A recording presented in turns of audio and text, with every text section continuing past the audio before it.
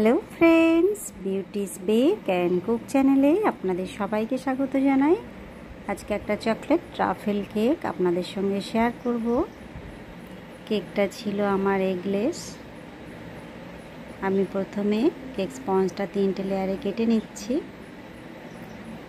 এর আগে বলে রাখি, কেক স্পঞ্জটা কেন এরকম দেখতে লাগছে, এটা ডিমোল্ড করার সময় আমার হাতে থেকে পড়ে গিয়েছিল, যার জন্য ভেঙে গিয়েছে কেকটা। যাই হোক, সেটা দিয়ে আমি কিভাবে ম্যানেজ করেছি সেইটাও আমি আপনাদের সঙ্গে শেয়ার করছি। এখানে কিন্তু আমি 400 গ্রাম চকলেট নিয়েছিলাম।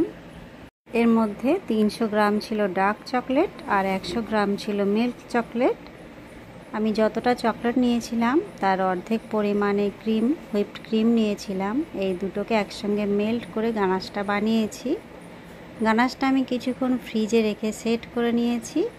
তারপরে দেখেছেন আমি একটা পাইপিং ব্যাগে ভরে নিলাম, নিয়ে কেকের উপরে অ্যাপ্লাই করছি। এখানে আমি আর নাইফ ইউজ করব না। কেক স্পঞ্জটা দেখুন আমার পুরোটাই ভেঙে গিয়েছে। আমি সেটাই আস্তে আস্তে এর সঙ্গে সেকেন্ড লেয়ার হিসাবে দিয়ে দিচ্ছি। এখানে আমি কিছুটা গানাশ জলের সঙ্গে মিক্সড করে নিয়েছিলাম। কেক স্পঞ্জটাকে আস্তে আস্তে আমি ভিজিয়ে নিচ্ছি। আবারও আর একটা লেয়ারে আমি চকলেট দিচ্ছি। চকলেটটা কিন্তু যথেষ্ট স্টিফ ছিল, কিন্তু এত প্রচণ্ড পরিমাণে গরম পড়েছে যে ফ্রিজ থেকে বার করার সঙ্গে সঙ্গে চকলেটটা মেল্ট হতে শুরু করে দিয়েছে। এতে কোনো ক্ষতি নেই, এটা আমি যখনই ফ্রিজে রাখবো এটা আবারও সেট হয়ে যাবে, সেই জন্য কোনো রকমের টেনশন করার দরকার নেই। আমি এর উপরে আবারও কিছুটা সুগার সিরাপ দিয়ে ভিজিয়ে নিচ্ছি কেক স্পঞ্জটা।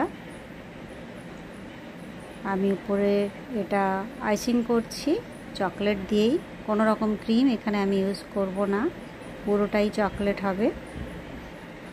আমি কেকের সাইডেও চকলেট গানাশ দিয়ে দিলাম।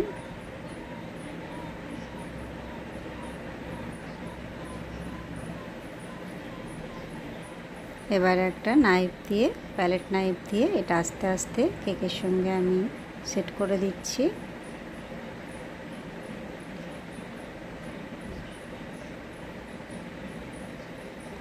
এইভাবে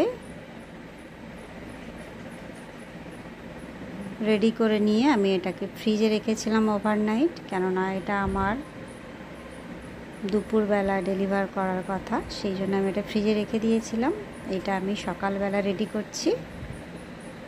কোনো অসুবিধা নেই, 1 ঘন্টা ফ্রিজে রাখলেও চলবে, সঙ্গে সঙ্গে করে নিলেও চলবে, এটা মেল্ট হয়ে যাওয়ার কোনো সম্ভাবনা নেই। আমি এটা প্লেন চকলেট গানাশ এর উপরে দিয়ে দিলাম, দিয়ে এটাকে সুন্দর করে কেকের গায়ে লাগিয়ে দিচ্ছি যেন একটা সুন্দর গ্লেজি ভাব আসে। আর এটা হচ্ছে যে চকলেটটা দিয়ে আমি কেকটা ভেতরে যে লেয়ারিংটা করেছিলাম কেকের, সেই চকলেটটা আমি পাইপিং ব্যাগে ভরে নিয়েছি। আর এটা হচ্ছে মিডিয়াম সাইজের স্টার নজেল দিয়ে আমি ফুলগুলো করছি। পুরোটাই এরকম ছোট ছোট গোলাপ করে আমি ভরিয়ে দেব। এই কেকগুলো খেতে কিন্তু দারুণ টেস্টি হয়, একবার ট্রাই করে দেখবেন।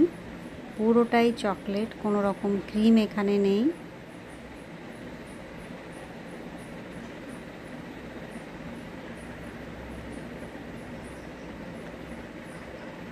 এটা একটা স্কুল থেকে আমার কাছে অর্ডার এসেছিল। কেকটার ওজন এতটা বেশি হয়ে গিয়েছিল যে আমার সেখানে আর কিছু করার ছিল না। বিশেষ করে ম্যাডামদের জন্য বলে আমি কঞ্জুসি করিনি, একদমই ভরপুর চকলেট দিয়েছি।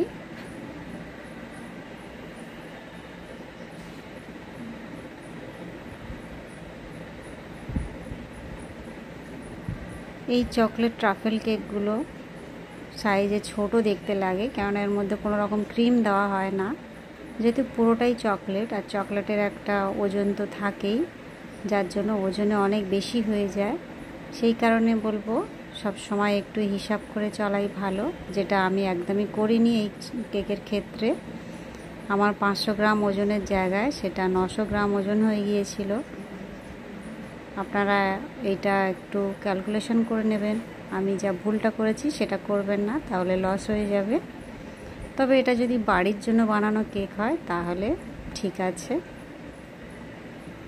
আমি নিচেও একটা বর্ডার করে নিলাম।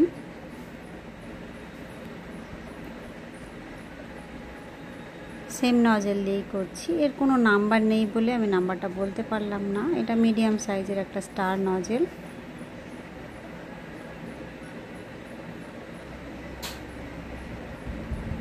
আমি একটু ফন্ডেন্ট নিয়েছি এখানে, সেটা আমি দেখালাম না। তার উপরে আমি লিখে দিয়েছি ডিয়ার টিচার্স। এটা ম্যাডাম বলেছিলেন এটা লিখে দিতে মাঝখানে, সেটা আমি বসিয়ে দিলাম।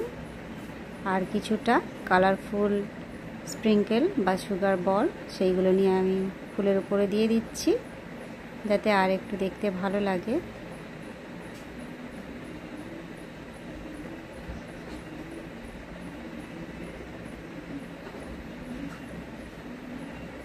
ট্রাফেল কেকগুলো নর্মাল ক্রিম কেকের থেকে খেতে অনেক বেশি মজাদার, বিশেষ করে যারা চকলেট ভালোবাসে তাদের জন্য তো ভীষণই ভালো।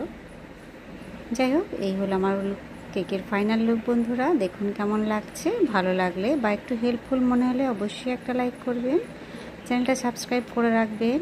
আমি ডেইলি নতুন নতুন ডিজাইন নিয়ে আপনাদের সামনে হাজির হই। দেখা হবে নেক্সট ভিডিও। সবাই ভালো থাকবেন। Bye bye.